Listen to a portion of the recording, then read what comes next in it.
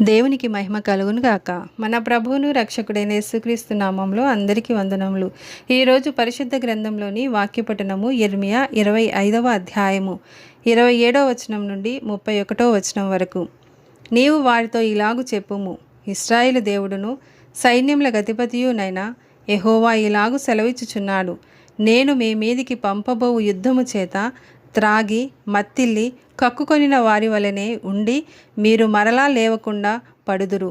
మేము త్రాగమని వారు నీ చేతిలో నుండి ఆ పాత్రను తీసుకొన నొల్లని ఎడల నీవు వారితో ఇట్లనుము, మీరు అవశ్యముగా దాని త్రాగవలనని సైన్యములకు అధిపతియగు యెహోవా సెలవిచ్చుచున్నాడు.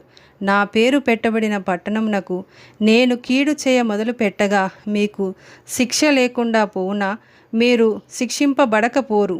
భూలోక నివాసులందరి మీదికి నేను ఖడ్గమును రప్పించుచున్నాను. ఇదే సైన్యములకు అధిపతియగు యెహోవా వాక్కు. కాబట్టి నీవు ఈ మాటలన్నిటినీ వారికి ప్రకటించి ఇలాగు చెప్పవలెను. ఉన్నత స్థలములో నుండి యెహోవా గర్జించుచున్నాడు. తన పరిశుద్ధాలయంలో నుండి తన స్వరమును వినిపించుచున్నాడు. తన మందమేయు స్థలమునకు విరోధముగా గర్జించుచున్నాడు.